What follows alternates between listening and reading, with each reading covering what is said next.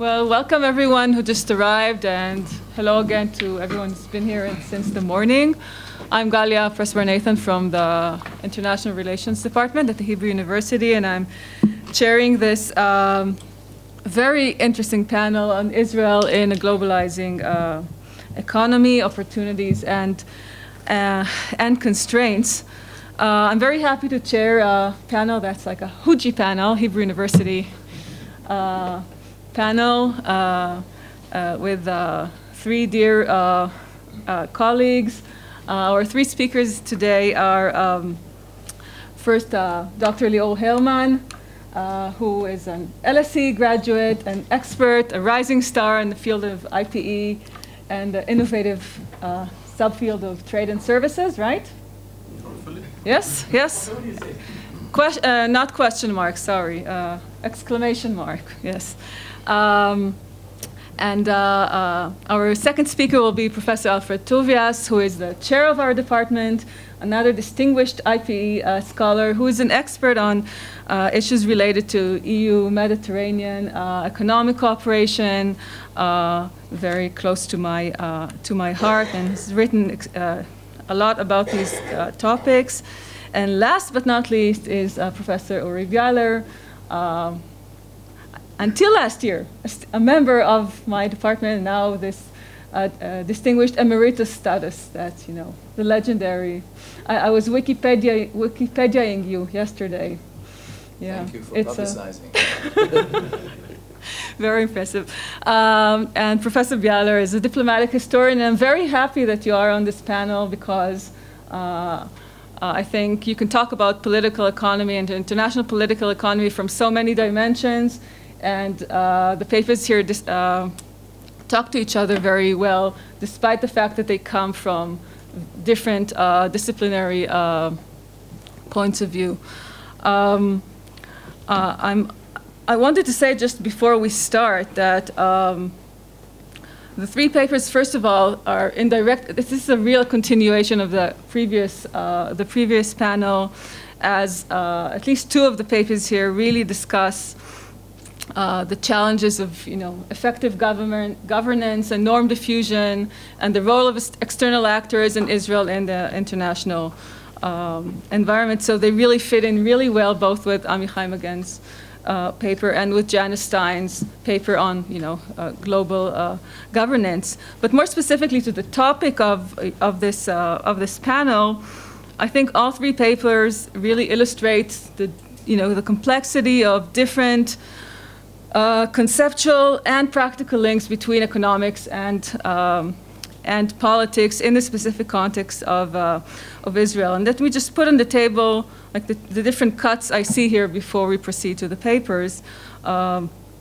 First of all, there's this the broader sort of systemic argument about the impact of systemic changes in the global economy, mainly the whole process of globalization that has reshaped or not Israel's domestic policies, Israel's foreign economic policy, and the big question mark is whether this had more impact on non-economic issues as well. So we have the structural constraints and opportunities of globalization, which are behind a lot of these, the topics we're going to discuss here. And I think you see the beginning of this already in Uri Bialer's paper, which is more historical. And then the second level, and I'm very happy Noren Ripsman is here, Professor Noren Ripsman. There's the whole issue of economic statecraft that comes across very clearly in the papers. And we see here different types of connections, I think, different interplays between politics and economics. We see on the one hand the story of economically powerful actors trying to use economic tools to influence Israel's economic policies. Again, the big question of whether they can use economic tools to influence non-economic policies. I don't want to say high politics because it's not a good distinction, but we know the other stuff, what we call foreign and security policies. Then we have, on the other hand, Israel trying to use economic tools to promote political goals like recognition. We have Israel using politics to advance its economic goals. And we have the big question, as I already mentioned 3 times, I think, of the connection, whether there's a real linkage and influence between the economic sphere and the high politics, the term I did not want to use, the other politics sphere. So our first speaker is, as I said, Lior, and Lior is going to talk about, the title of his paper is Pecunia non olet, or non olet. Now you know I don't know Latin, and Lior will tell us what it means. Israel and the global anti-money laundering regime. And each speaker will have about 20 minutes, and Lior asked for 25. Maybe 20.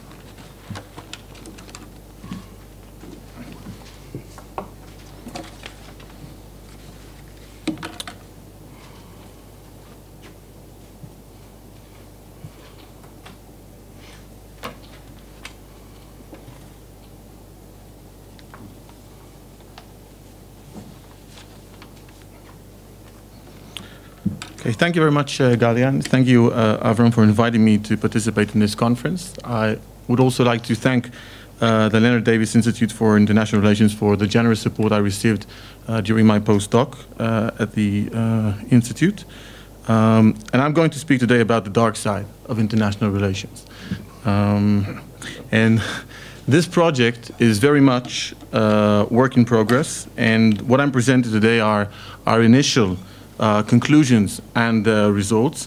And I want to thank Galia again for encouraging me to return to today's presentation topic, because it is an issue that I've dealt with, worked on a long time ago, but for various reasons kept it on hold for several years. And one of the things I find today is that what I discovered then, or what I've researched then, can be better substantiated in documents, official documents that have now become available, such as government and parliament protocols.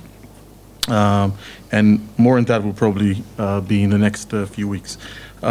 So in the beginning of the millennia, Israel undertook a major policy turn and adopted an anti-money laundering regime, an anti-money laundering legislation. And this shift followed years of sympathetic approach toward money laundering, which can be described as ranging from turning a blind eye or as passive encouragement, and that is an understatement. Israel's policy transformation is puzzling because although it was the result of mounting international pressure, past external pressures in this area of money laundering were successfully resisted by a multitude of domestic and international interests. So it is unclear what reasons caused this policy change at this particular point of time. And so the question I engage in this paper is why Israel underwent such major policy and normative changes, and in what ways this transformation was influenced by and is influenced by international governance. So I think Israel is a good case study, is an excellent case study of a small and open economy which resisted and refrained from adherence to evolving global rules and norms. Ignoring this transformation, Israel was neither a party to shaping the global anti-money laundering regime, nor became a formal or informal participant of it. When cooperation within the regime grew stronger and rules and norms became global, Israel was forced to adopt these rules with little room for maneuver. So while adoption was initially formal and resulted from external coercion, it led to real change later on in Israel's adherence to anti-money laundering and the international regime's norms, principles, and rules. So this is the core argument that I'm advancing.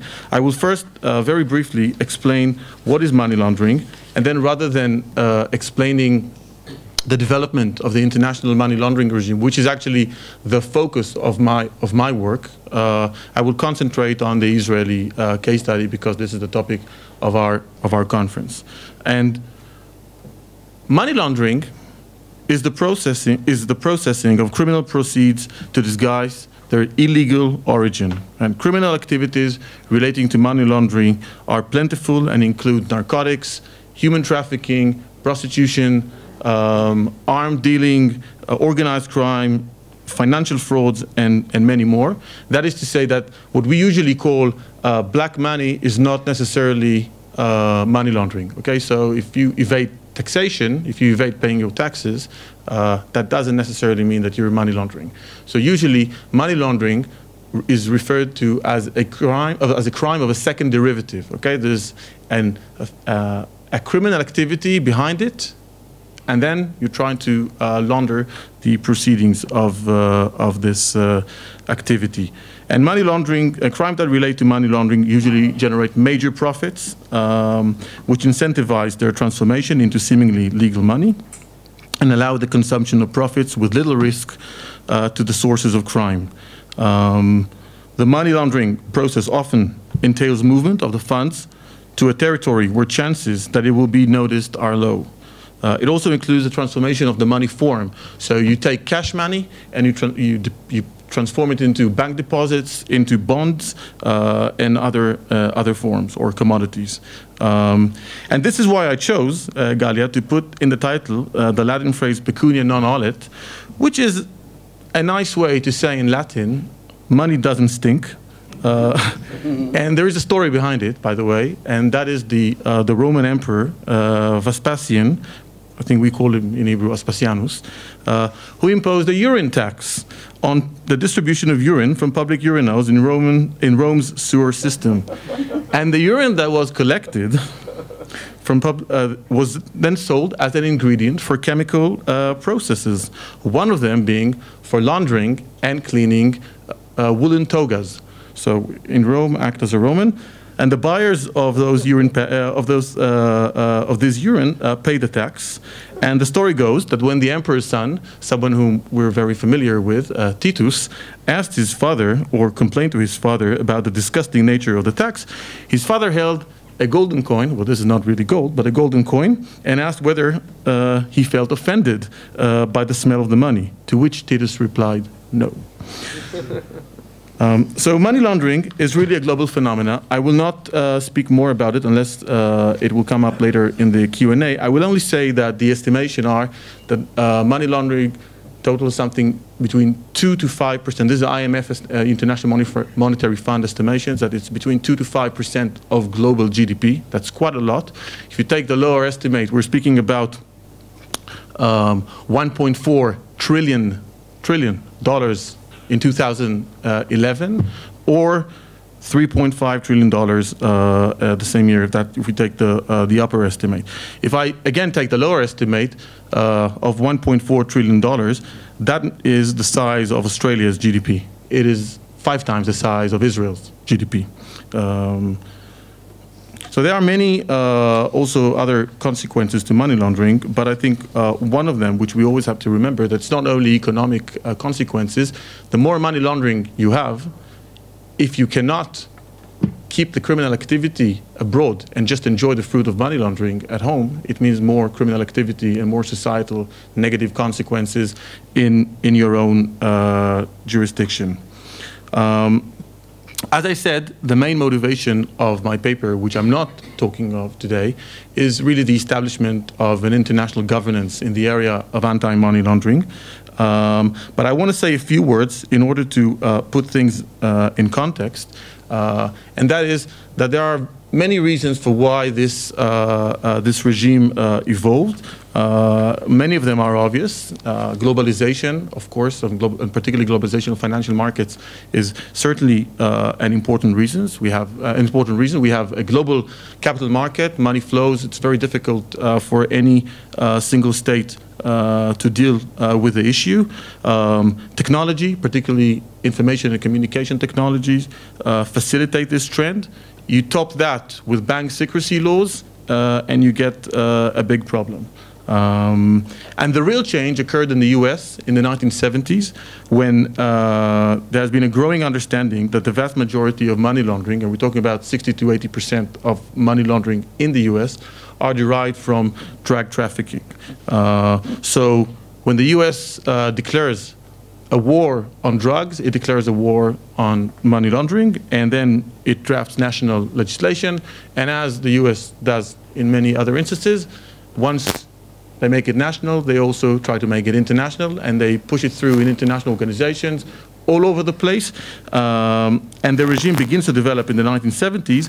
But then later on, I think the watershed arrives towards the end of the 80s with the establishment of the Financial Action Task Force, the FATF, a dedicated international organization composed mainly of OECD countries, even sitting in the offices of the OECD in Paris. And this organization is dedicated to fighting international money laundering.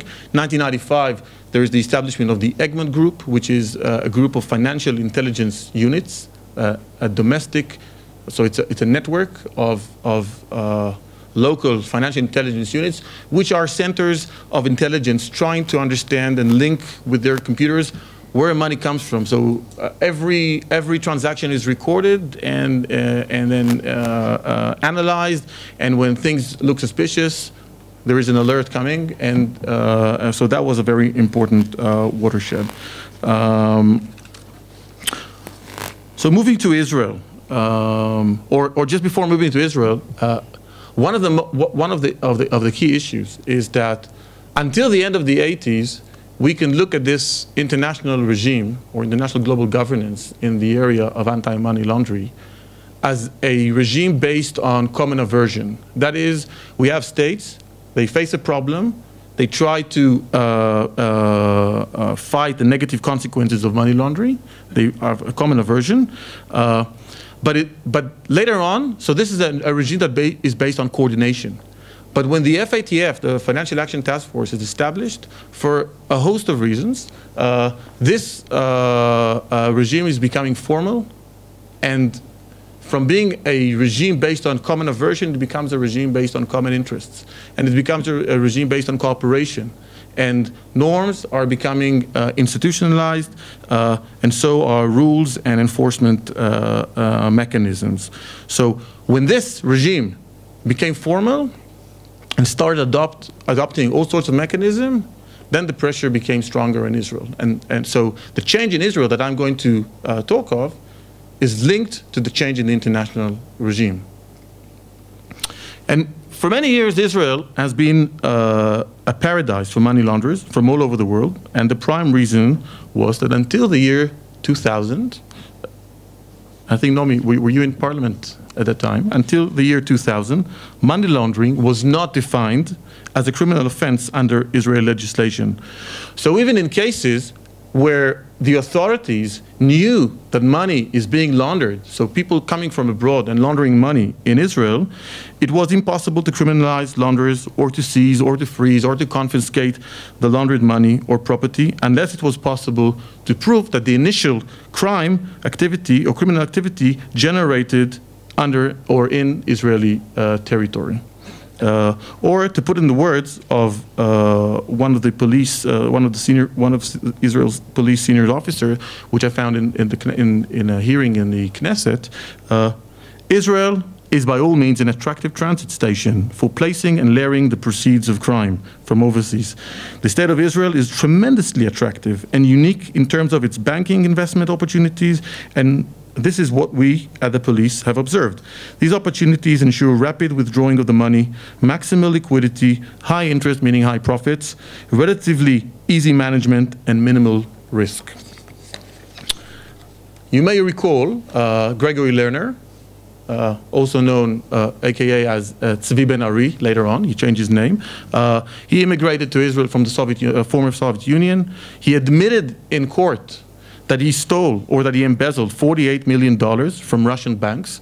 He tried to use this money to start a bank in Israel. By the way, he tried to buy the commercial bank, the Bank LeMischar, which was later on, he didn't succeed, but was later on a subject to an internal money laundering affair. But that's a different story. But he probably had the information already then about the nature of the bank. He was convicted in 1997, okay, 3 years before the establishment of Israel's anti-money laundering legislation, the first law. But his conviction, he was sentenced for 6 years. He got $5 million fine. His conviction did not include the money laundering offense, although he admitted it and so on, because it was impossible to indict him for that. And there are many other reasons, or many other examples during this period, including Israel signing several important international conventions, and without being able to ratify them at the Knesset, because the bit that talked about money laundering was not met by Israeli legislation. And the estimation are that the sources and the volume of money laundering in Israel are today around 3% of GDP. But back then in 2000 and before 2000, we're talking about something that is over a fifth of Israel's GDP. Okay, so there was an estimation that the black economy, the black economy was about 22% of GDP in 2000, of which money laundering was a significant part. So it's not fifth of the GDP, but a major part of that fifth. Immigration from the former Soviet Union and Eastern Europe was a major source for money laundering. Immigrants were encouraged to come to Israel, or from countries that not always allowed to take the money with them. This was during the Soviet era, and they were not allowed to take the money with them. And therefore, when they arrived, Israel had this policy: don't ask, don't tell. Right? We don't ask. You don't tell us where you got the money. And this policy didn't really change when the Iron Curtain fell. Several estimations say that during the 90s, about $20 billion arrived solely by Russian immigrants. And laundering was very easy because of a particular law in Israel called Chok HaShvut, the law of return, under which immigrants could obtain the status of new immigrants, olet chadash, immediately on the sole criteria of being Jewish. And the law of return is particularly attractive for criminals because citizenship is granted without a requirement to conduct minimal activity or residency or permanent residency in the country, unlike in other countries. You may also recall Meir Lansky, who is known as the father of modern money laundering, who tried to use the same thing. So what I'm trying to say that although we tend to think that money laundering came here with Russian immigrants, this has been already before. A lot of money came this way from South Africa and from the U.S. So there have been other sources or enabling factors for money laundering in Israel. Liberalization of capital movements was very important during the 1990s. That coexisted with bank secrecy rules, and this combination allowed easy transfer of money. There are many other novel ways in which money was laundered and is laundered probably until today in Israel, such as in the diamond refinery business, even in the high-tech business with startup companies. And it's very simple. It's about taking something in these sectors. It's about taking an activity where you have a wide margin of profit. So you bring unrefined diamonds and you end up with high-end diamonds with a lot of value, and you just have to create this seemingly legal transaction that justifies the way you got the money, right? And it looks legal. So in the 80s and the 90s, Israel emerges as an international money laundering center, and the mass influx of 1 million Russian immigrants into the country of some 6 million citizens not only transformed its demography, but also brought the mafia and major organized crime groups.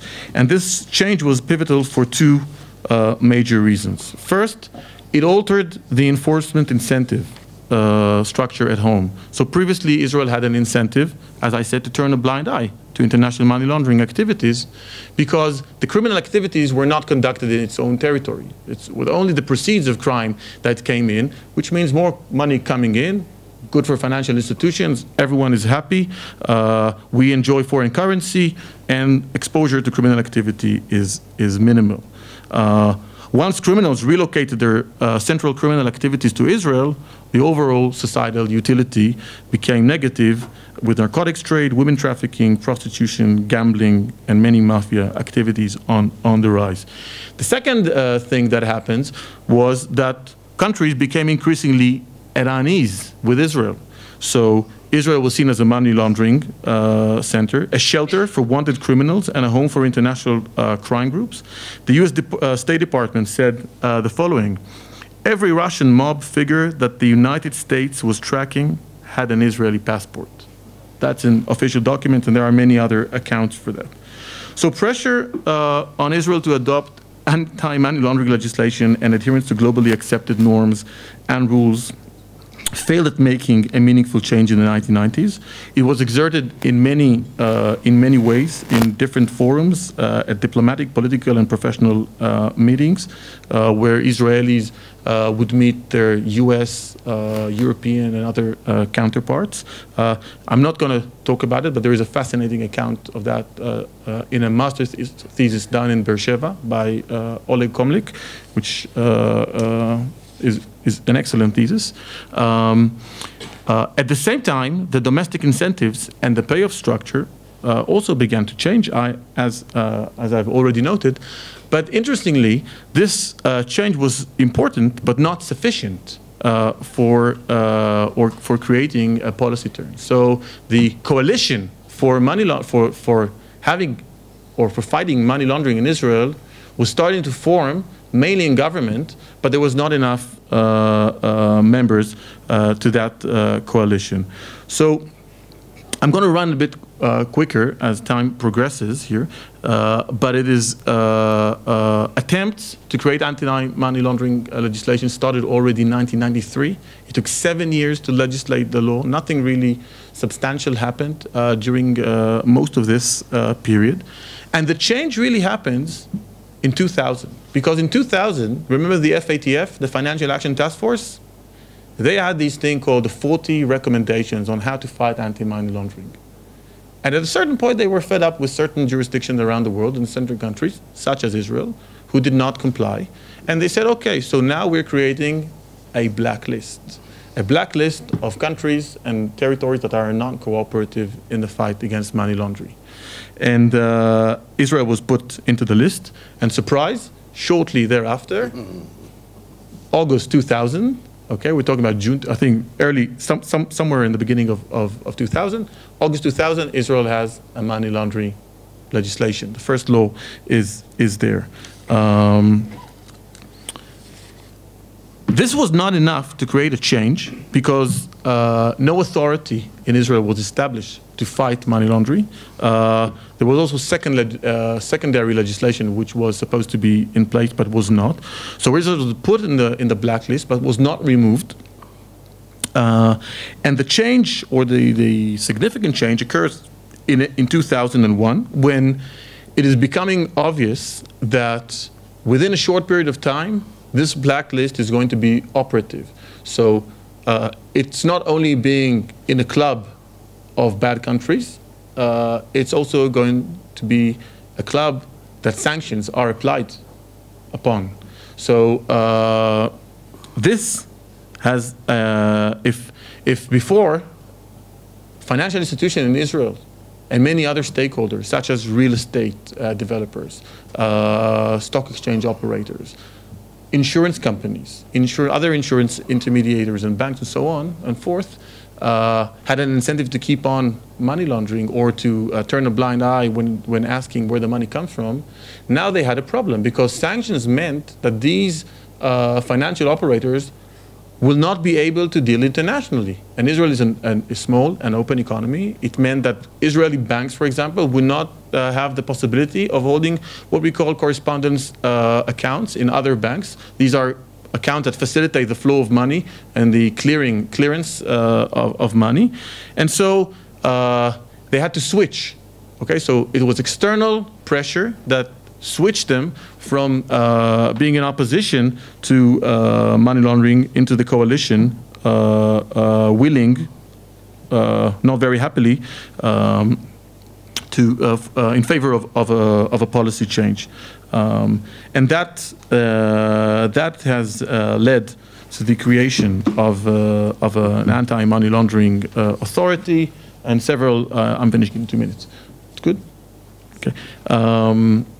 In June 2002, the Financial Action Task Force removed Israel from the blacklist, and sanctions were applied on other countries immediately afterwards. So Israel really left was on the verge of being in a very uneasy situation when it comes to its ability to trade with the rest of the world. And this was important because another thing happened in 2001, and that is September 11 attacks. And the US drew a direct line between the financing of terror and money laundering. I'm not going to speak about it, but there is a system called Hawala. I guess you probably know a lot about it. It's a system based on trust, which was used to transfer money or laundered money in order to finance these attacks. So the US Treasury had declared that it's going to impose its own sanctions stronger than those imposed by the FATF on those countries in the blacklist. So Israel, in that extent, to that extent, I would say was lucky. But certainly was forced to change due to a coercive action, an external coercive action, certainly not because of an internal evolutionary and normative change. Some of these things we've discussed in the early session today, and I think this is not the case when it comes to money laundering. So Israel was required to adopt rules which were developed in a club which it was not a member of. It became a subject of the regime. It had to struggle with the question of how to appropriately download. This is an expression I take from the literature on Europeanization. So how to download those rules and norms and to implement them in its own legal system so they would fit a domestic political economy. Final word is that although Israel was a target of anti-money laundering global governance, it also became later on, and this is the part of the research that I'm working on now, an important governance outpost, reflecting, shaping, and reconstituting global governance. It is evident that the nature of the norms and principles and their interpretation, as well as the fact that global governance becomes governance because it is governance also from below. It's not just governance from above. And these measures, these domestic measures, were important on a global scale because Israel was, if you want to call it, a free rider, right? So if all developed economies who were linked in the global capital market had anti-money laundering legislation and only Israel didn't, it free rode on these economies. And therefore, by enacting anti-money laundering legislation, it also reinforced enforcement at in these other economies. So in a Rosenau sense, I think that global governance, we can see it here, is the amalgamation of governance at various levels. Thank you very much. Thank you, Lior. Our second speaker would be Professor Alfred Tovias, and the title of his paper is "Which economic anchor works best, the EU or the OECD?" First of all, thank you very much to the organizers of the conference, and particularly to the director of the Leonard Davis Institute, Abraham Sela, for inviting me. I had myself the honor and privilege to be the director of the Institute for 5 years, and precisely in those 5 years I made an effort in involving the Israeli public at large in getting acquainted with international organizations, including the OECD. People from the OECD came here, from the EU, from the World Bank, from the IMF, so that the Israeli public be acquainted with what we call now international governance. I think it is a very important mission, and I hope that the Leonard Davis Institute in the future will inscribe this in its missions, if I say. This being said, I will jump immediately for the first time in my life to the conclusions of my paper so that you have them. And then I will see how much I can advance in justifying those conclusions, okay? Okay, so my conclusions are that after long negotiations, Israel has entered the OECD in May 2010. This process has been absorbing much attention and human resources in a series of ministries and administrations directly concerned by the homologation process that OECD membership entails. My papers shows that this has detracted from the attention the government of Israel devoted to the powerful message initially sent by the EU in 2003-2004 when it offered Israel to have a stake in the internal market. It so happened that later on the process of Israel's approximation to the EU was marred during the negotiations of the action plan for different reasons. First, the inevitable politicization of the process, something practically absent in the case of OECD accession. Second, the constant fear of the EU to offer Israel concessions that for equity or political reasons it would have had to offer to other Mediterranean non-member countries such as Morocco or Tunisia. One of the innovating and tentative conclusions of my paper could be in this respect that in the process of convergence to EU norms, the EU is factoring in the impact that the convergence of one partner could have on the process of negotiations with other ones. Third, more recently, the EU has become more inward-looking in view of the huge public debt and banking problems complicating the life of the Eurozone. Finally, in the wake of the Arab awakening, the attention of the EU's external action services has shifted in the Mediterranean area in the direction of North Africa and Syria and away from less problematic issues in the short term, such as EU-Turkey relations, but also EU-Israel relations. Thus, a second conclusion of my paper is that the EU has taken a backseat in Israel's institutionalized economic relations with the Western world. The protagonist of the latter is now the OECD. Third conclusion is that from an economic, social, demographic, and cultural viewpoint, Israel resembles increasingly to an average EU country of small or medium size. It is post-industrial, service-based, with a booming high-tech sector and with a shrinking agricultural and manufacturing base. On the other hand, the EU is made up more and more of concentric circles, forming an irregular patchwork, and Israel as Bulgaria, Romania, or Slovakia are part of the last concentric circle. In other words, there has been a structural convergence between the EU and the Israel's made-up. To this process, one should notice a slow, implacable policy convergence of Israel on EU norms, meanwhile epitomized by Israel's accession to the OECD, but also in Israel's adoption of the action plan embodied in the European neighborhood policy-driven process, even if provisionally blocked in the case of Israel for political reasons.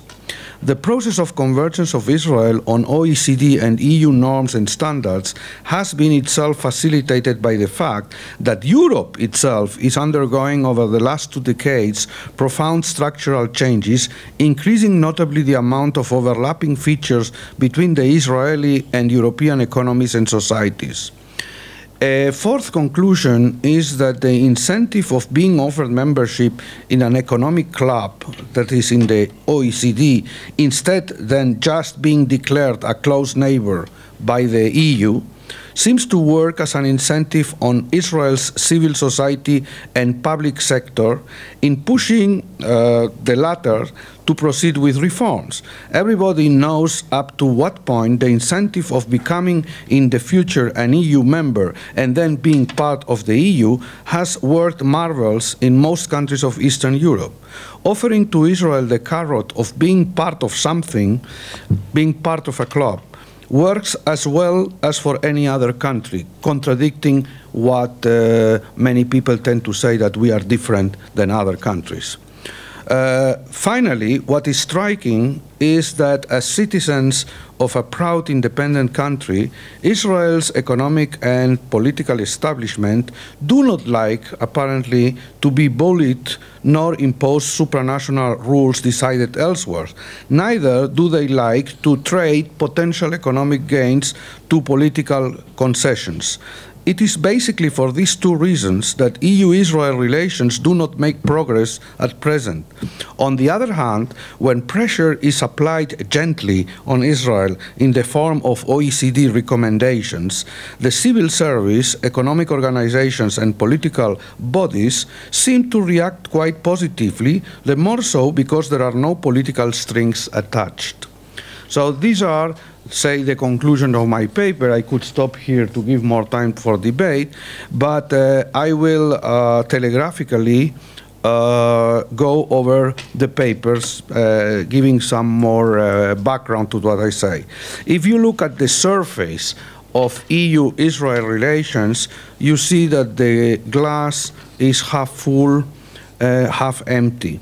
Because on the one hand, the relation is ongoing now for more than 50 years. It has given fruits in the form of an industrial free trade area agreement. Now, more recently and very discreetly completed by free trade in agricultural products. Most of the people don't know this, but there is free trade in agricultural products as well, something that Israel was fighting for a long time, and since 2009 this is a fact. And Israel participating in the research and development programs of the European Union. So there has been slow but constant progress in important issues related to Israel's political economy. On the other hand, it is very frustrating for Israel to see every time that a window opens to close almost immediately after because of the political strings attached. And this, of course, leads to annoyance and loss of interest over time. Now, in my paper, I make then a difference between economic and institutional convergence. There has been economic convergence between Israel's political economy and the EU's political economy, basically for two reasons. First, because of the last enlargements, Israel represents now exactly the median income per capita of the European Union. If we put the 27 countries plus Israel together, Israel is exactly the country with the GDP per capita number 14 in the middle. That is, it represents the average EU country in that respect in terms of standards of living. This is because now there are many poor countries in the European Union that were not before. So, and then the other thing is that the convergence has also some of a real part of it in that the rate of growth of the Israel economy has been higher than the one of the EU in the last 9 years, since 2003, which is remarkable. We have been catching up Spain from behind, and this year we have a GDP per capita similar to the one of Spain. I show in the paper that there has been also an institutional convergence, and I have told you what the basic items are. Israel was catalogued as a Mediterranean country like Spain and Greece and other countries before these latter countries entered the EU. And Israel has felt miserably in this group because the policies of the European Union did not take into account correctly or in an appropriate way Israel's advanced economic development. It was put in the same group as Morocco, Algeria, all these countries. And insisting that this should be corrected didn't give much of a result in spite of pressures done by Germany to have that change in 1994 already. some success, I told you some of the successes, but it is kind of a patchwork. I think that the funny story is that just at the same time that the EU blocks negotiations with Israel because of the problems in Gaza, or even before the problems in Gaza around the years 2008, something like this, it is the time when the OECD invites Israel to enter negotiations. And if you look at the record of what has been achieved and what remains to be done, something that I do in the paper, it is very impressive. It is incredibly impressive. Israel starts working even before it is being invited to adhere to norms and standards applied by the OECD.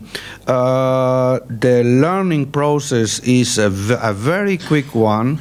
I participated in the inter-ministerial delegation committee with there were about 25, 30 people from each ministry hearing what OECD membership implies.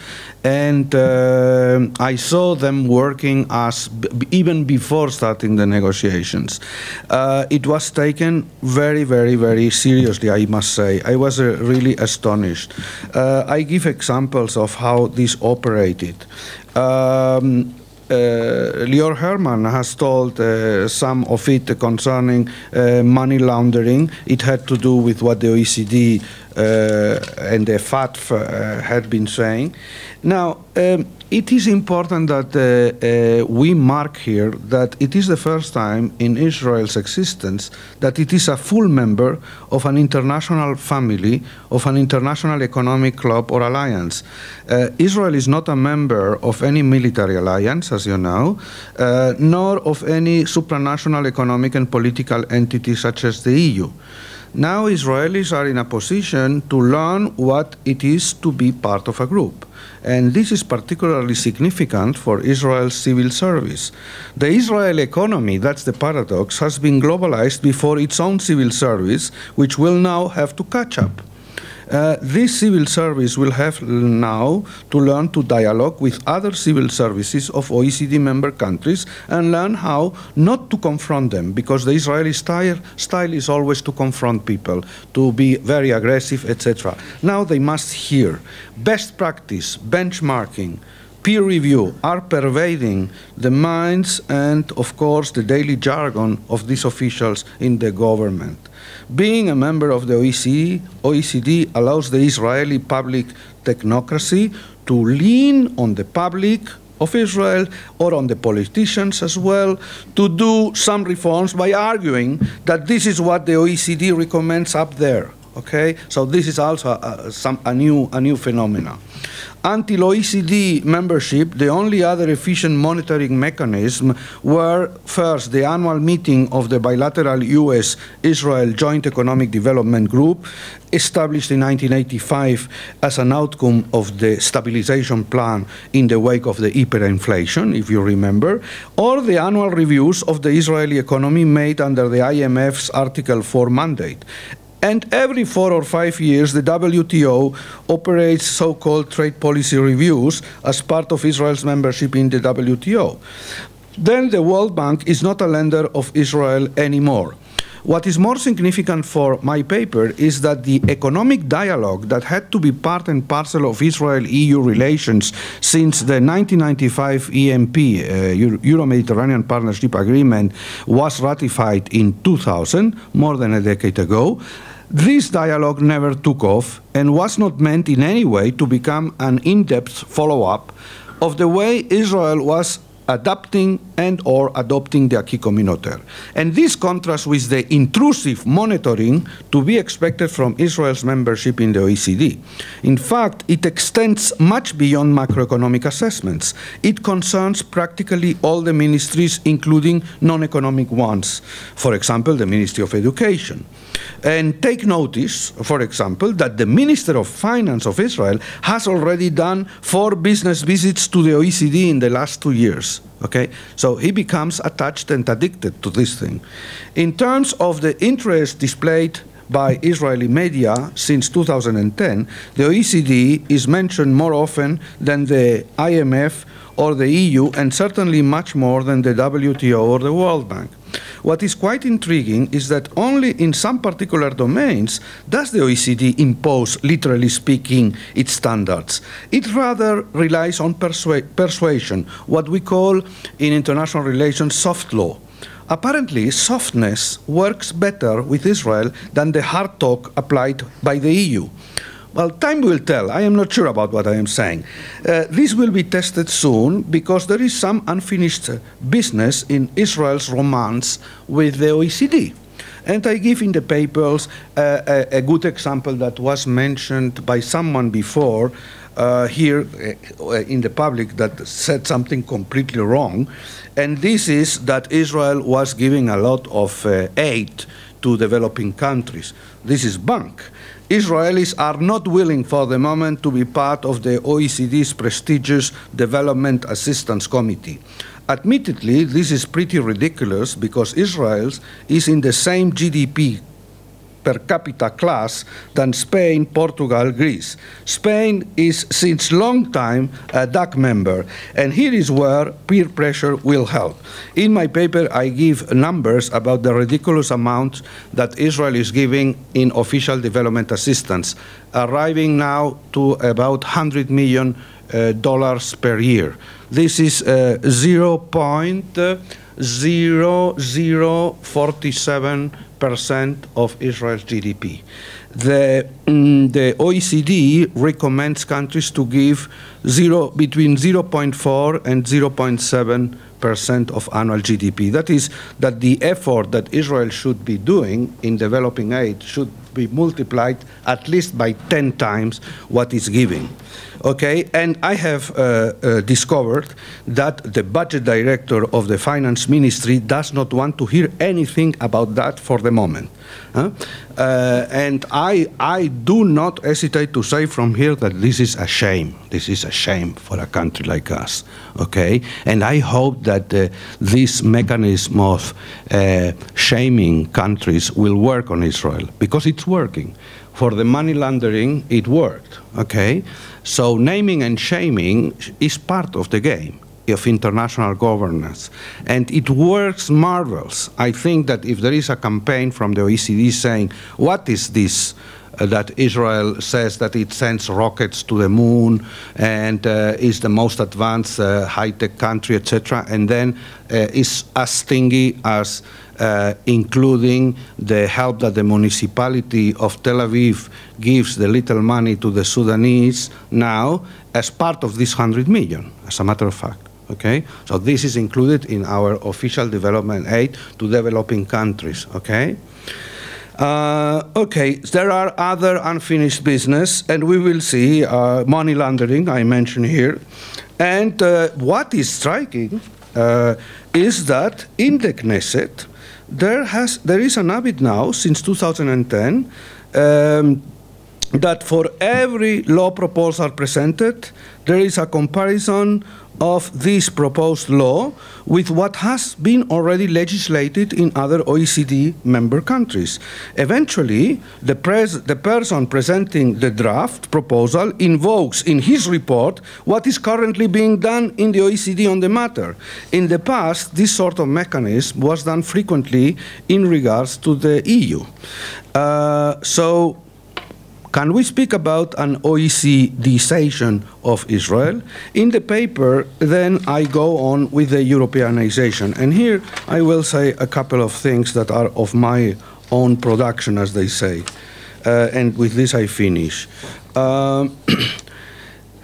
You might not have noticed, but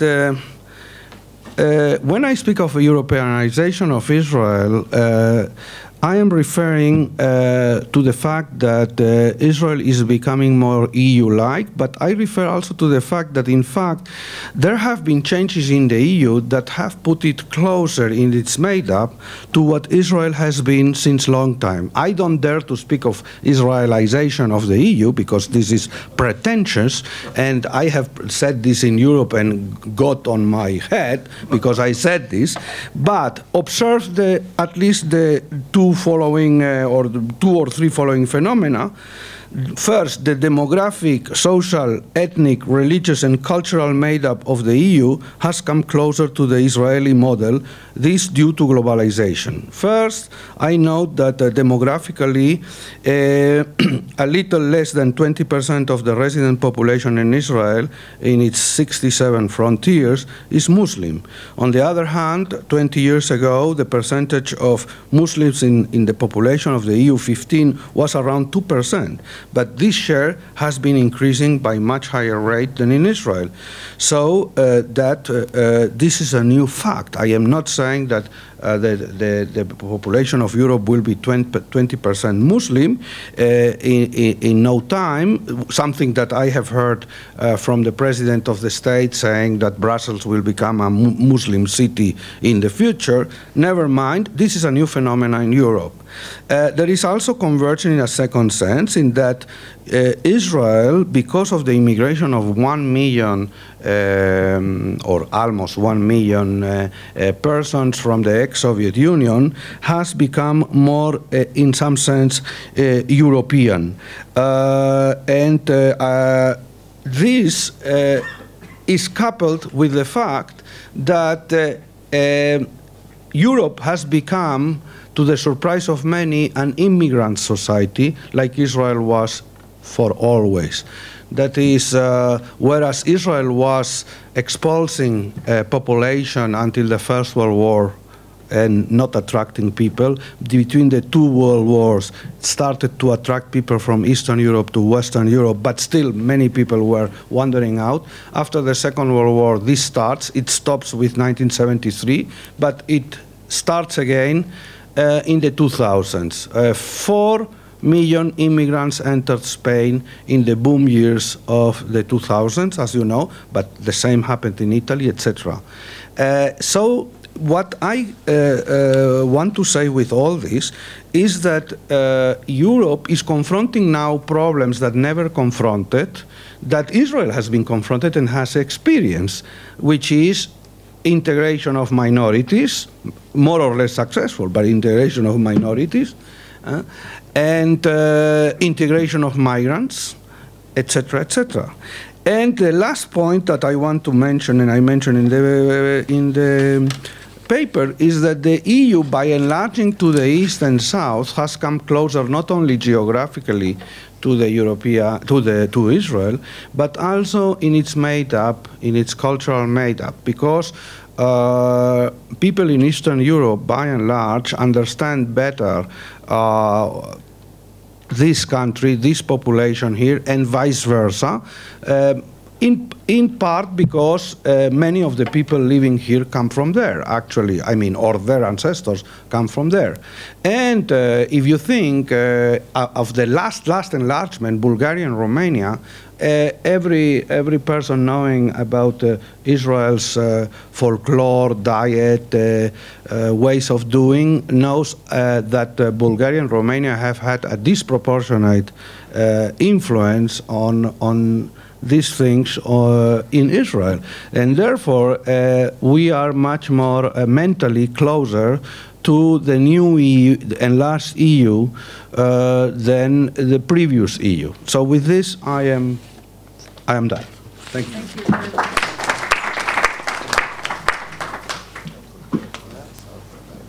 Okay, our final speaker. Our final speaker is Professor Uri Bialer, the Sherlock Holmes of international politics. My God, not that. Yes. And this is the Adventures of Sherlock and the Power of the Week, Israel's Secret Oil Diplomacy, 1948-1955. Okay. It's a paraphrase. Okay. For a change, no Alibaba story now. The good old IPE history, rather boring for those who look for James Bond kind of entrepreneurs. I'll tell a story. No. It's a story. It's international political economy at its best, historical dimension of it, and the story tells a story about a 3-year story. That's all. My colleagues expended, used, brushes, which I really decline to take advantage of doing it. So I shall tell a story about the 3 years of activity, Israel activity in the realm of energy, and I shall draw 4 major conclusions which goes beyond the tiny story which I would like to share with you. I shall read you the paper because I don't have enough time, and I'm usually, when I'm speaking, I'm carried away. So to stick to the 20 minutes, I decided to do that, although I discourage my students doing it. I'm speaking about oil diplomacy. Petroleum was, during the first 20 years of Israel's existence, the only practical source of energy for its rapidly growing population and its expanding and modernizing economy. As such, it was no less basic existential problem than the supply of armaments. However, despite almost crippling financial limitations, the chief constraints in obtaining crude oil and its refined products were political. Government and major oil companies, primarily British and Americans, and later the Soviets and the Iranian too, viewed the issue predominantly from the perspective of the Arab-Israeli conflict. Nevertheless, Israel pursued an ambitious oil policy whose aim extended well beyond the supply of minimal civilians and military requirements. It sought to establish the Haifa oil refinery, a British enterprise in operation since 1939, as a supplier of domestic demand, to include a newly established petrochemical industry, and of export-earned foreign exchanges. For this purpose, the pipeline from Iraq to Haifa was expected to be reactivated and/or the Suez Canal opened for tankers serving Haifa. Moreover, the Israeli government has repeatedly tried to break the monopolistic price structure imposed on the domestic oil market during the British Mandate regime and to abolish the tax-exempt status of the foreign oil companies. Although not all of these goals were achieved, Israel diplomacy during the 48-68 period had been definitely successful. It managed to diversify Israel oil supply by closing independent deals with Russia and Iran, and to somewhat improve its relation with the foreign companies operating domestically. Above all, it secured supply agreement with Iran, which not only became the main source of oil, but helped developing the Red Sea port of Eilat into an oil depot. And constructing also the pipeline from there northward, eventually to Haifa, thus opening a new oil supply route of Iranian crude and of Haifa refined products to Europe.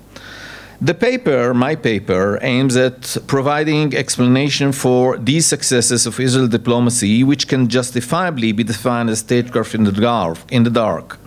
The analysis of these endeavors necessitates at least a book-length monograph, which I did a couple of years ago, so I shall not share with you all my findings. I shall concentrate on the initial success, and this is very important because this set the tone, this set the example, this really made us going in the field of oil, so this is of critical importance. And the major success was keeping the British in terms of oil. Among the most injurious result of the War of Independence was Israel's alienation from source of natural energy. Mandatory Palestine and the State of Israel were totally dependent on imported oil, since none existed in the country. And in 1955, as we know, a negligible amount was discovered near Ashkelon. And since the use of coal had been almost entirely discontinued in the late 1930s.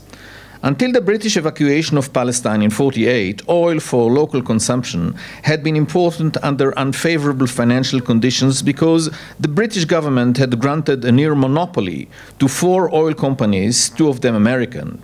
This monopoly prevented additional companies from entering the local market and allowed the companies to enjoy exclusive right over prices. Even though the oil was coming from the Middle East, its cost was exceptionally high, being based on the value of imports from the Gulf of Mexico. Although the British-owned refineries in Haifa had been operating since 1939, and there was a pipeline carrying crude oil from Kirkuk to Kirkuk in Iraq to the refineries, the price worked to the distinct disadvantage of the local population. Nonetheless, oil was obtainable as long as the British ruled Palestine, and this situation changed dramatically in 1948. Britain gradually realized toward the end of the mandate that the refineries would have to be shut down, mainly for fear of the belligerent sides, especially the Arabs, sabotaging the installations.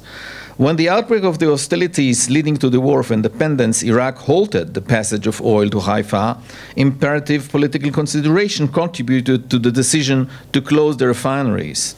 Not wishing to be seen as helping the Jews, whose control of Haifa was a foregone conclusion in late April 1948, the British placed a de facto embargo on oil companies to Israel, a move that threatened to paralyze the state during the first month of combat, and I'm not exaggerating. That was the danger of paralysis. Israel's tactical success in preventing this was achieved through the integration of a strictly controlled use and storage of limited oil imports, and the threat to nationalize the refinery in order to convince the British to continue the limited flow of petroleum. After the war, all international effort to secure the opening of the pipeline or the Haifa refineries by means of Iraqi oil or Persian oil brought through the Suez Canal failed. The Arabs were officially and unyieldingly committed to the Arab boycott of Israel. The British were disinclined to prevent Iraq or Egypt, and the Americans were not supportive of British efforts to find an alternative supply route. Israel, for its part, rebuffed every attempt to infringe upon its sovereignty in Haifa, and an Iraqi and Egyptian precondition to negotiations. The accumulation of conflicting positions led Great Britain to decide finally on closing down the Haifa refineries in early 1950. It was mainly and significantly due to the seriousness of Israel's threat to nationalize the refineries that the closure was postponed. Britain feared such nationalization for two important reasons. First, there were signs that the whole region was on the verge of ousting the British oil companies, a trend that reached its climax a year later when Iran nationalized its own oil industry. And Britain suspected that the Israeli would set an example that might start a chain reaction in the Middle East.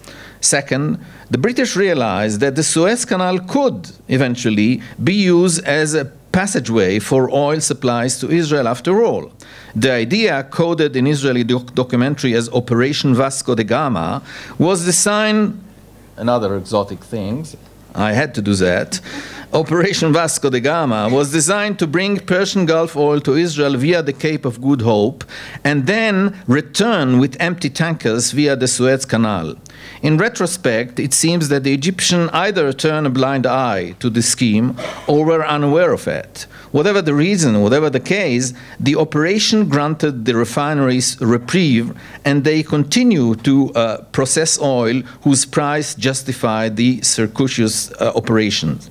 This was important for proving the profitability of the refineries, especially in light of the persistent claim of British oil companies that the price of petroleum and its transportation from Venezuela, the only realistic alternative source of crude to the Middle East, had turned the Haifa refineries into a money-losing enterprise. An agreement was eventually reached in May-July 1950, stipulating that the refineries would operate only for the local consumptions and not for export, which would have required the British to organize a large-scale transportation of Middle East oil in Haifa, a prospect regarded as completely out of question for political reasons. The result of this development was that that's really amazing. For 8 long critical years, Israel became under the aegis of British oil companies that controlled 2/3 of the local market. The dynamics of the situation were greatly influenced by Israel's desire, and this I'm coming to the crux of the paper, Israel's desire to avoid having to import oil independently and its basic interest in retaining the link to the international oil companies. The Israeli case stood in stark contrast to the trend taking hold of Middle East in this period, that is, the emergence of national movement that regarded the control of local production by the foreign companies as a boldest expression of Western imperialism, one that had to be utterly eradicated. Against this backdrop, the uniqueness of the Israeli case deserves an explanation. In the first decade, Israel totally rejected the idea of a lightning takeover of its energy production. This was for several reasons. First, the nationalization of the refineries would bring Israel into a head-on clash with the oil companies over importing, refining, and marketing rights, since all of the companies were involved in these branches. Such a confrontation was risky because legally Israel's claim against the mandatory concessions was essentially a limpid accusation.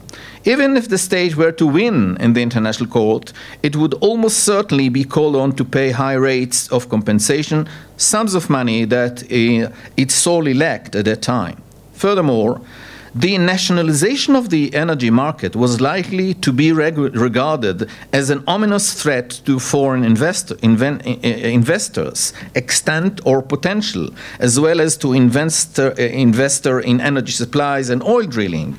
In addition, the expulsion of foreign companies would undoubtedly provoke a harsh counter-reaction that would be very damaging to Israel. It was uncertain whether Israel would be allowed to purchase oil within the framework of the domineering 6 or 7 international oil companies operating there in the world, known as the Big Sisters, after it had ejected the leading company. It was also doubtful whether it could guarantee the transportation of oil, because in this area too, the war tanker market, the tanker market, was controlled by the big companies. Even if Israel were to reconcile itself with the closure of the refineries, this would be unacceptable because the state would have to forego the development of its petrochemical industry and import refined oil at a high cost. Finance, too, was a weighty problem. It was clear that after the nationalization of the refineries, London would find it difficult to release or to completely suspend Israel's sterling reserves, which would prove disastrous for Israel in light of the near total depletion of its foreign currency. On the other hand, the continued connection with the British companies would guarantee the use of these reserves for purchase of oil. Furthermore, the oust of Socony Vacuum and Esso, the small American companies operating in Israel, would probably destroy Israel's chance of receiving economic aid from the Americans. Above all, and this is fascinating for me as an historian, it should be remembered that Israel had just come into existence and lacked experience, total lack experience in the field of oil management. You have to know the profession. I mean, the oil business is for professionals. During the mandate period, the country economic resources had been directed to agriculture, a small amount to industry, and mere fraction to the oil industry. The reasons were obvious. The British had complete control over the energy field, and there was no sense for the Zionists to develop theoretical skills that had no chance of being realized. Even if Israel wanted independence in oil production and sales in 1948, its ability to do so was inconsequential. Israel diplomacy on the oil front during the War of Independence furnished clear proof of two assumptions that became axiom for national leadership for years to come. And that was, the first was that Israel could not stand alone in a power clash with the oil companies. The second was that even if it somehow succeeded in its confrontation in peacetime, its energy resources would be placed in jeopardy in times of war, rendering the state gravely vulnerable and without assistance from the big companies. Therefore, every effort had to be made to guarantee the continued operation of the British oil companies in Israel. There were two additional important reasons for the extended presence of two American companies in the industry. The American presence was a practical expression of Israel's ties to the United States, and it allowed Israel a certain kind of a game with the British companies. The possibility of purchasing oil with American assistance, yes, indeed, I shall do that, and release sterling reserve was a decisive factor in shaping Israel's strategy that in effect followed a continuation of the pattern of foreign control from the mandatory period. 2 years later, another monetary dimension entered the picture that further strengthened this tendency. After procuring the sterling reserves in 1951, Israel still found itself in a situation where for all practical purposes it was unable to buy one. The British companies decided not to sell oil to Israel, and this presented an economic paralysis. The catastrophe, and again this was a catastrophe, potential catastrophe, was warded off only by the reparation agreement with Germany, according to which the German government was committed to financing in sterling the purchase of British oil of Israel's oil from the British companies for a period of half a decade. Let me finish with 2 of 4 comments, general comments that I have. This is a tiny story, complicated, highly complicated, but highly revealing. And there are 4 points that I would like to make. First of all, it's a first-class, I think, story illustrating the value of dependency theory and theories of imperialism and neo-imperialism. Here comes a new state, a developing country, throwing the British out, but yet insisting on them being in.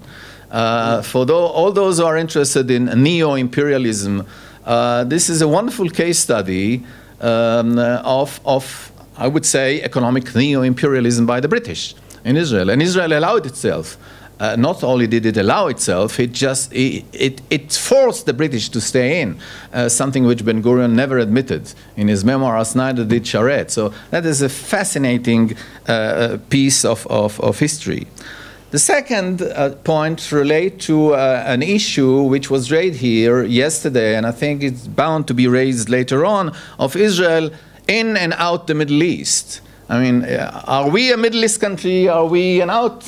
The story of living in the Middle East and not benefiting from proximity to the oil is a fascinating story illustrating the problematics of Israel's existence in this and in other sphere. The third point, that my story and the book illustrate the fact that Israel had been far from Goliath in terms of oil. And the dependency on oil has been an acute weakness, has always been, for many long years. And the best proof of that is that the censorship which was imposed on Israel in 1957 is still in existence.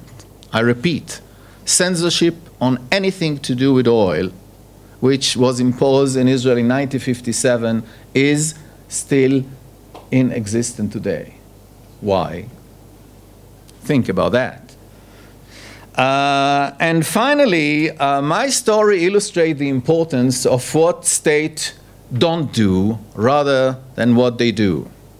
Israel did not want to push the British out. Israel did the opposite. Sometimes the not doing is more important than the doing. So if you're following the behavior of state, pay attention to what they do, but don't fail to pay attention to what they don't. Thank you very much.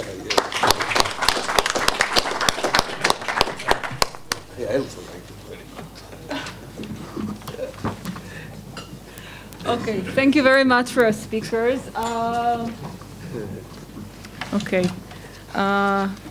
For the sake of a discussion, I will try to keep my comments really brief and just bring a few points out. You know, a follow up on what Uli just said, what states don't do.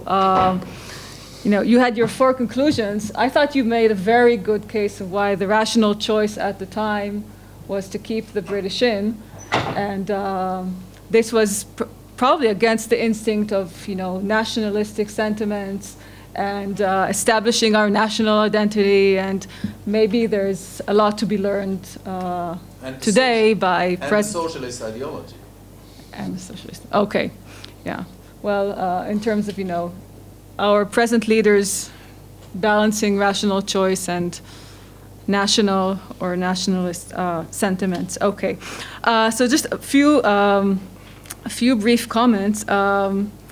On Lior's paper, I think Lior's paper talks to Alfred's paper as both really describe the process of normative and institutional change within Israel that somehow interacts with external actors, be they the Financial Action Task Force or the EU or the OECD. If just to flesh out two interesting implications, I think, that come out of the paper for sort of broader, for the broader field. First, I think it's so important to see that we need a nuanced approach to why states comply or adjust to international norms, and the framework that Amichai presented in the previous panel, again, I think is very useful to sort of play with these things. We had more of the empirical side in this panel, and this is. In the Oath paper, it comes out when you see the shift between an initial compliance that's really due to coercion, it's sanctions, expected sanctions, the blackmailing, and then, but you also have the element of the self-interest, both domestic actors understanding that there are negative consequences to this, and 9/11 bringing Israel closer in terms of also self-interest of controlling money laundering. So you have this interaction between coercion and self-interest.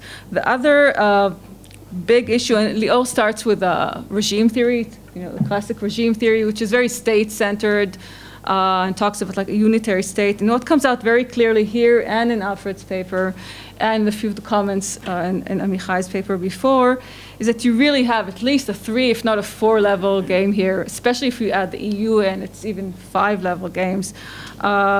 Because what comes across very clearly is the role of, okay, on the one hand, we have the societal actors, and that's within the standard, distinctions we have, state-society distinctions. And when we talk about the OECD, it's so obvious that society becomes empowered by the entrance into the OECD. This is a very common theme on the news today, and things that Naomi Chazan spoke about on Monday evening.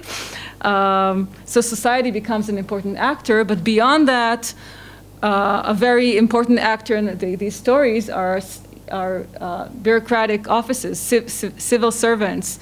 And this really links to the new body of literature about the disaggregated state, Anne-Marie Slaughter's type of work, because these are like perfect examples of the disaggregated states. You get cooperation between government agencies. It's not, say, state society. Anyway, it's another story. It's intergovernmental cooperation of specific bureaucrats and the agents that are pushing for reforms and that need to learn and that need to apply are not the state anymore. It's really very disaggregated, and I think that's a very important thing to follow. These two implications are very obvious also in Alfred's paper.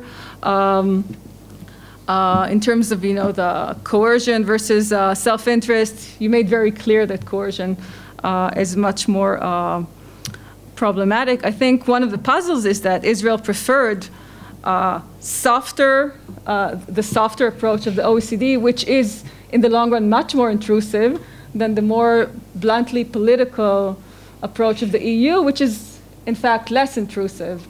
So that's I think that's an interesting puzzle. I think your paper also shows very clearly how there are limits to explicitly using economic tools to promote policy change. And the politicization of EU policies are, a central problem in the way you describe the limits of how much the EU could change, as opposed to the OECD. Same goes for the disaggregated states. You talk in the paper. It's very clear on the role of the Israeli civil servants and how they learn. So I think that's a very important angle to keep in mind. Two small comments. First, I think it's interesting that usually when people talk about multilateral forums, the good thing about multilateral forums is that they're less political than bilateral channels. And with the EU, you also see the limits of working multilaterally, because one of the problems for the EU in dealing with Israel is the multilateral or regional setting of the Mediterranean. And then you have a lot of unintended and more complex political implications of doing business. So multilateral is not necessarily more sort of objective and less political. The one question that I think is really interesting to sort of pursue is the interaction between the EU and the OECD. So I think it will be really interesting to clarify where the EU and the OECD standards overlap, but also where they differ, where one ends and one is more expensive, in order to understand really how you can play between them.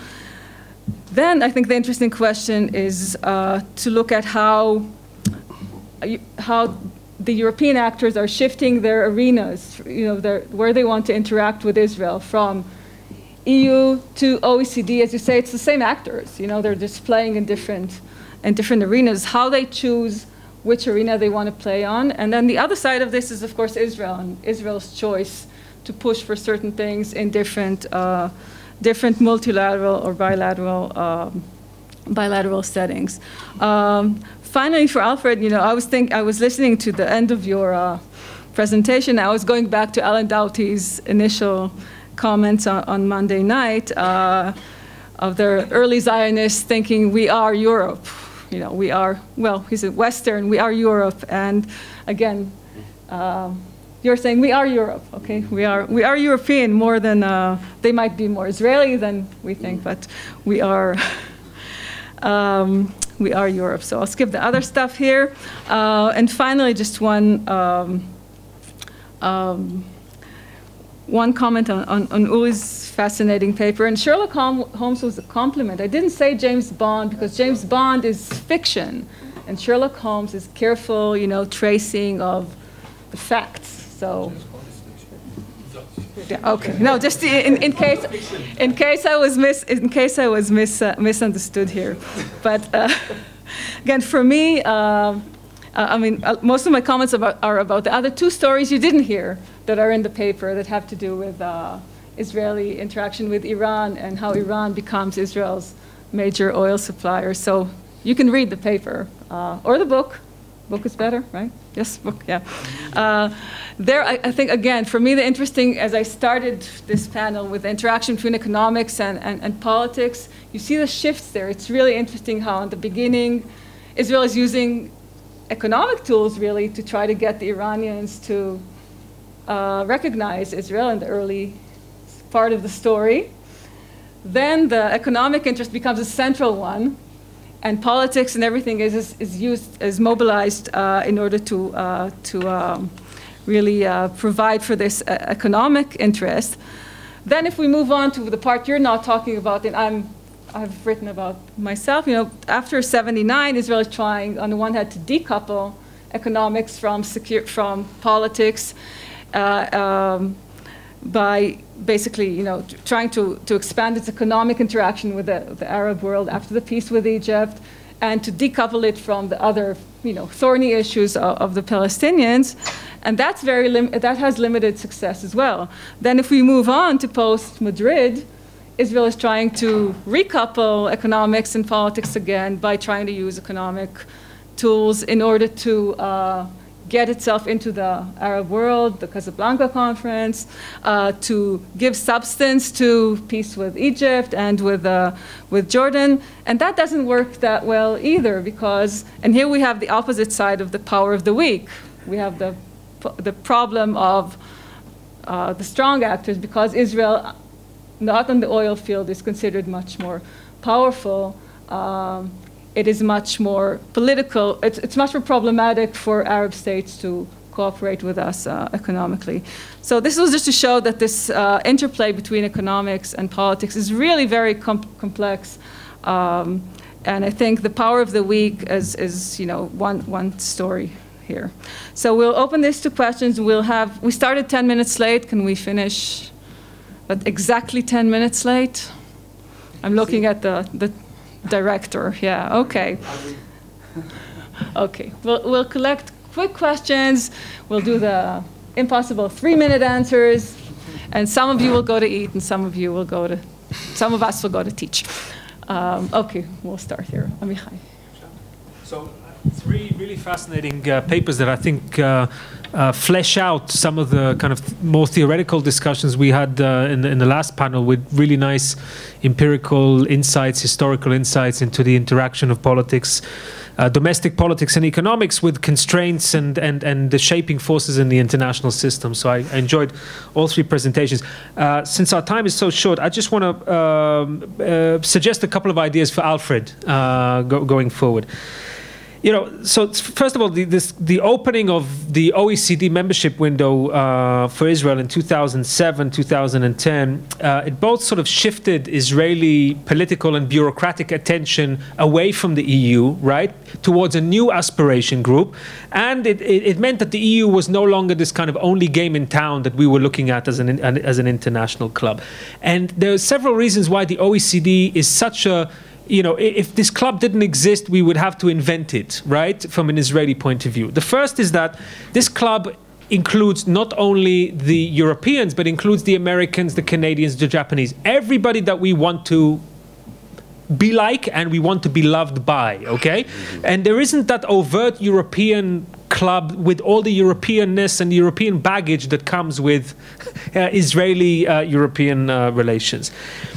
Secondly, the OECD is a little bit more like the World Bank in the sense that it doesn't do politics, at least not overtly, right? There's no overt political conditionality, whereas with Europe, the linkage to the Israeli-Palestinian conflict is always there, and it just makes the costs of compliance for us so much higher.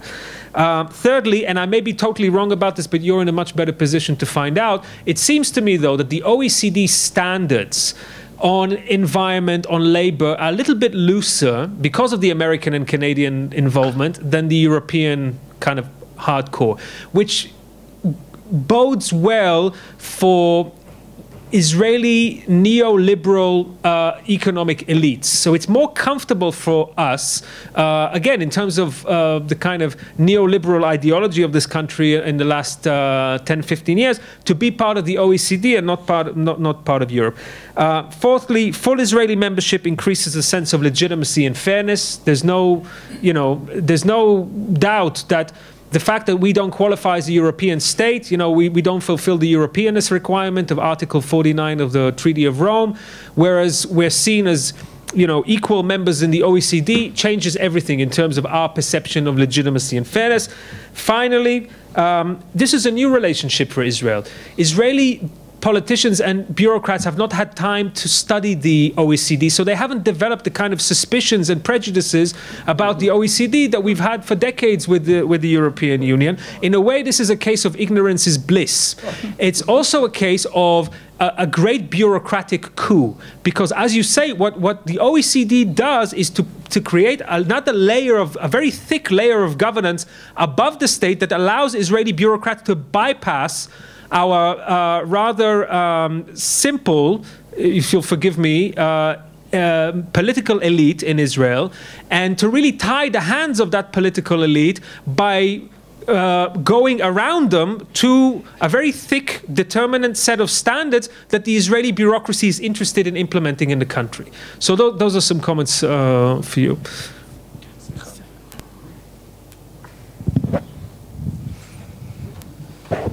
Two questions. One to Lior. You said that, I was surprised that you said that the diamond trade is so much related to money laundering, or at least my question is, has it reduced due to the Kimberley process? Because we have all these standardization issues, standardizing the trade and the extraction of diamonds in order to, inter alia, fight money laundering. Has any effect on the diamond sector? And a question to Alfred. It's clear, I mean, there are advantages related to joining the OECD, and that is that the sovereignty costs are quite low. I mean, you don't transfer sovereignty. So it's good, and you're part of an international standardization group, which makes it easier to trade and being part of global economic relations, in particular, as Amichai said, with countries where these relations are quite essential. But is that really an alternative to the offer you mentioned as well of being part of the internal market? Because I would expect that not the same gains go with standardization of all possible sectors of the economy, the public economy, when compared with the gains of an internal market. So is it really this alternative? That would be my question, my second question. Avram.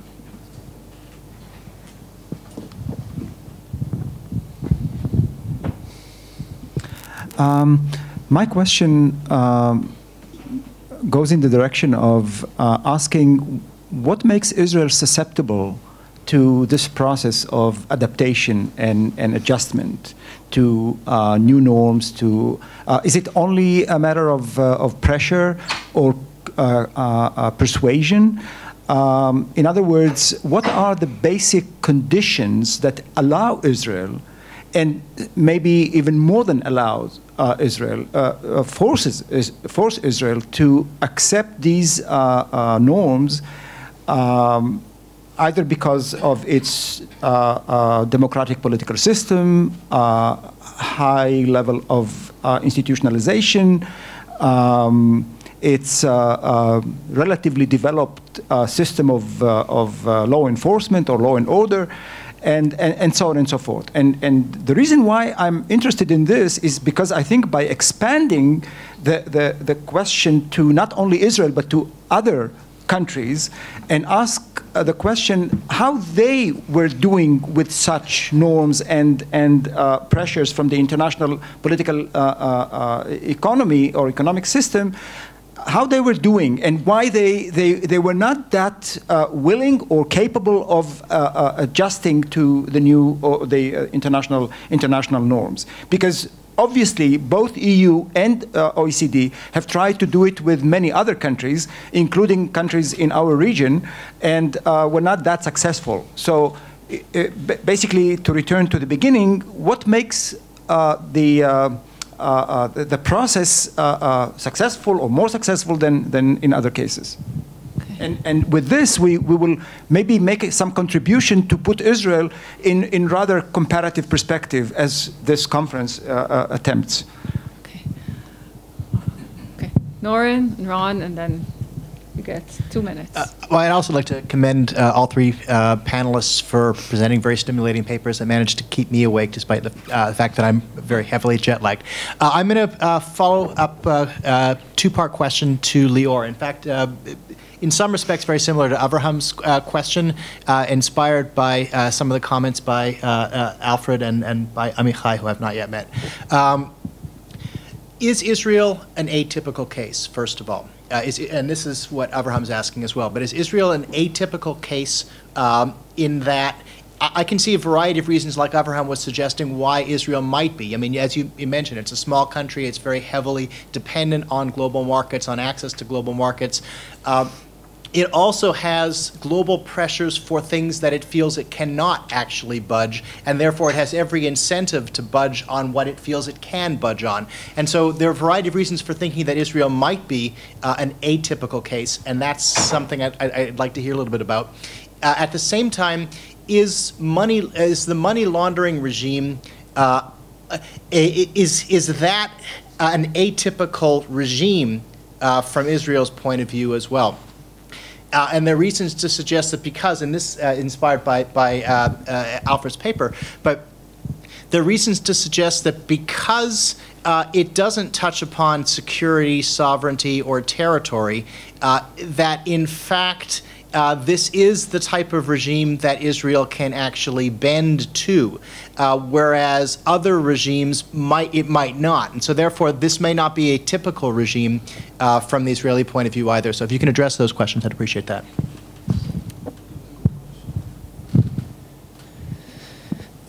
So Norin largely stole my question to Lior, which is just fine, and I don't want Lior to feel like we're ganging up upon him. But it is an important question, Lior, because the question really is, what's puzzling about the Israeli case? And I want to just sort of build on this a little bit theoretically. So from a theoretical perspective, what's puzzling about the Israeli case? We have sort of an exogenous shock that is sort of a huge influx of immigrants from the former Soviet Union that increase the domestic incentives to comply, in other words, interests. But those interests aren't apparently sufficient, and so then you have additional external threats that increase the costs of non-compliance, and thus we get compliance. By the way, it should be noted that you want to say that domestic interests are important. It's not clear from the case that it's easy to disentangle those. And this is where Avram's point about comparison comes to bear. Because if you put the Israel into comparative context, that would allow you to sort of get a sense about the relative weight of the shift in domestic interests versus the external threat. Because is it possible that the external threat is alone is sufficient? And in a question to Uri Bialer, whose analysis I thought was extraordinarily persuasive as a realist analysis of why it is that Israel doesn't break, you framed the ideological context, however, as entirely pressing Israel to break. But I was surprised, Galia, when you mentioned Alan Dowdy's paper, that you didn't bring that into dialogue with Uri, because there is a profound way in which Israel is very different from the other countries, which is that although it is post-colonial, it is not anti-colonial, and that Israel is of the West, not against the West. And now I don't know very much about this, but I would venture to say that we can easily find cases in the African context where the ideology is deeply anti-colonial, where in fact, where they cut off their economic nose to spite their face because of anti-colonial ideology. And so it's not obvious to me that the ideological context is pushing entirely in that direction. And that's all I'll say. Okay, we're going to do pick the best, the most intriguing question, or the easiest one, depending. Okay.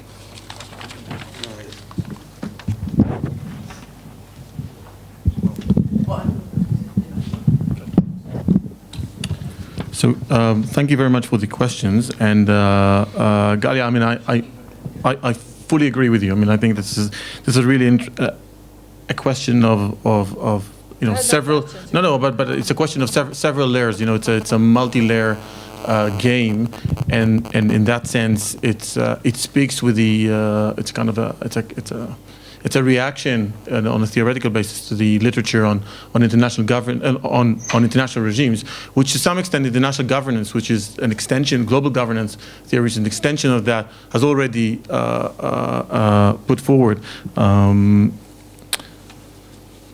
The diamond trade. I think money laundering, from what we have, the information we have, and one has to remember that the collection of data on money laundering before there was any money laundering legislation was not very efficient or in place. So we tend to think, at least according to police sources and financial sources, that there is less laundering.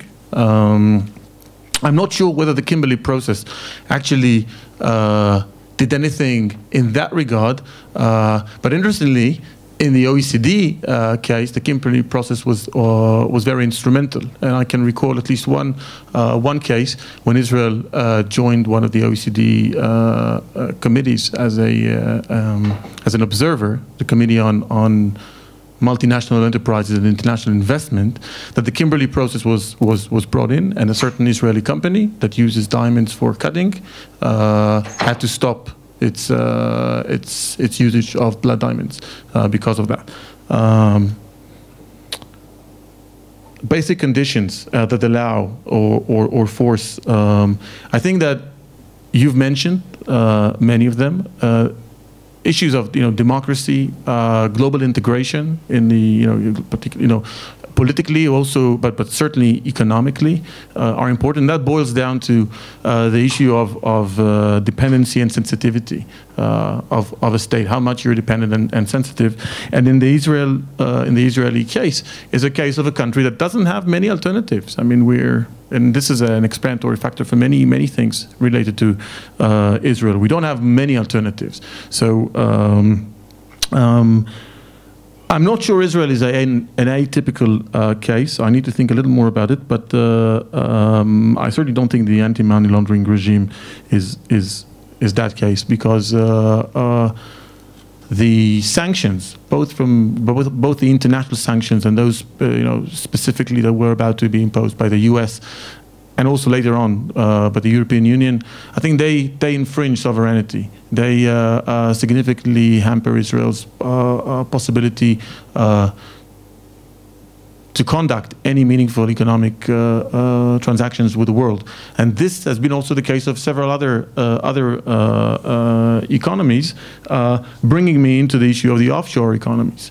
Some of these countries, which are very dependent on the financial sector, tried to resist. They stayed in the blacklist, and eventually they had to change. They had to change, and you saw that first they had sanctions, then they was brought in other forums, in the World Trade Organization, wherever it was possible, it was brought in, and eventually they changed. I don't think so. I don't think Israel was a unique story. I expected the question about the puzzling case study. I'm not sure the case is that puzzling in the way that I presented it, but my main motivation in the paper is not necessarily Israel. It was the international regime and global governance. And the issue was that, and that has been in the shadow of what I was speaking all the time, was that there was a change in the regime. And because the regime changed, global governance changed, that has impacted a country like Israel. At the same time, I think what is puzzling is that pressure was there since mid-70s, and domestic coalition was there since the mid-70s, but nothing changed until the international regime became institutionalized, until it changed and transformed from being a regime based on cooperation, shared norms, shared principles, rules, and decision-making procedures. I just want to end with one brief thing. I'm very tempted to do that because of my former professional career. A few remarks related to for the OECD. One thing we're forgetting is the U.S. Okay, Galia talked about disaggregating the state. We should also disaggregate international organizations. Nothing would have happened. Okay, and I'm willing to sign on this. Nothing would have happened in terms of Israel membership of the OECD if it didn't have the US as a champion. And that means that Israel had a very complicated and interesting relationship with the US since 2000, around 2000, 2001 in getting in.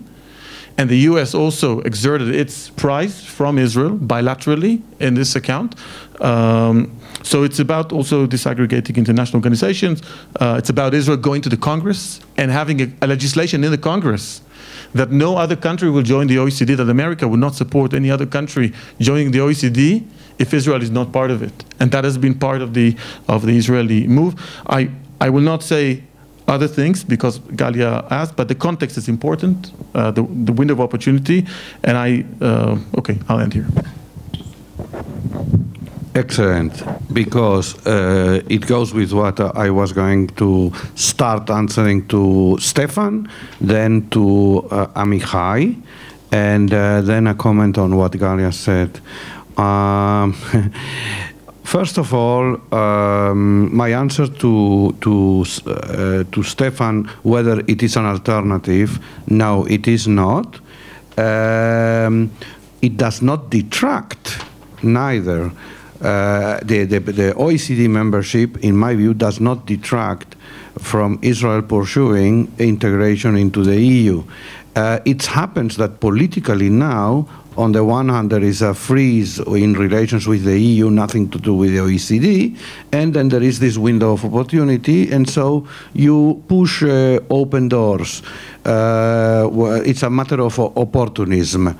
Actually, the return to Europe by Israel, which is what I call in grand words, is taking more time than I thought.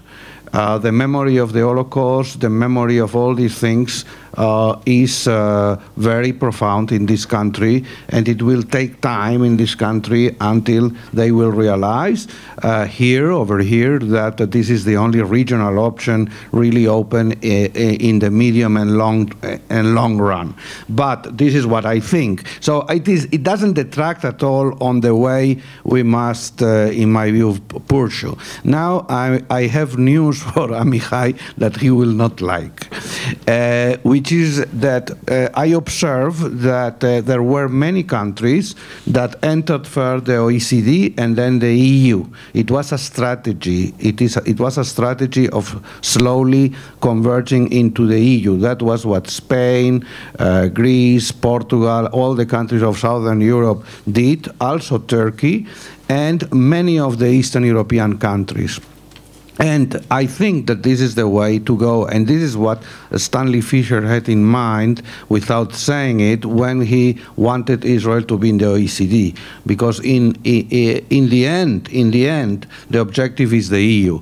Now, let me repeat your 5 points that you gave as why Israel is in the OECD and not so much in the EU or closer to the EU, and change simply the name of Israel by Franco-Spain, okay? Now, why Franco-Spain went into the OECD? And in spite of the fact that he had asked to enter in the EU in 1962, because the United States was in the OECD, the OECD did not do politics, the OECD standards were looser than the EU ones, it was more neoliberal ideology fitting to what he thought. It gave Franco-Spain legitimacy to be in the OECD. So you can change word by word Franco-Spain instead of the word of Israel. It is what makes that some countries choose the way of the OECD because it seems to them lighter for the moment, but it's not what they definitely want or they should want. The last point is in regards to a point that was really attractive to me when Galia mentioned the disaggregated state. It is clear that with globalization, now entire societies are affected by international influence, not only the top government, not only the politicians, which begs the question, rhetorical question, what is a Ministry of Foreign Affairs what is a Ministry of Foreign Affairs in the future supposed to do? That is, when you think that the OECD is something that concerns all the ministries, I would say it concerns all the ministries but the Ministry of Foreign Affairs, which makes to me think that maybe there is a problem with ministries of foreign affairs. That's the only thing I wanted to mention here.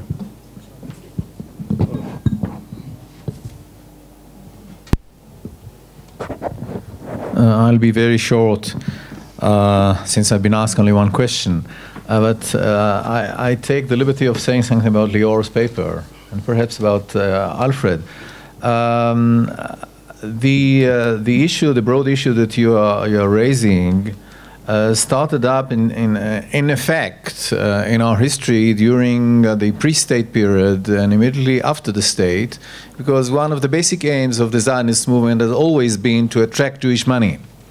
The Zionists managed to do that, and the state became heavily dependent on Jewish money, especially during the first 20 years of its existence. I don't say that everything could be defined as money laundering, no. But a lot, yes. A lot, yes. So the practice was there in the pre-48 era. The practice was there in the pre-68 era.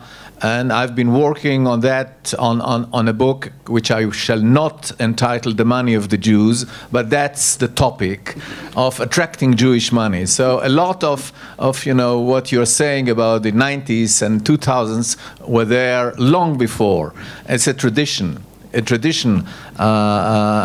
Although it involves all kind of monkey business, etc. As far as Alfred goes, when listening to your presentations and the discussions here, it occurred to me that we are living, you know, in a castle, in an academic castle.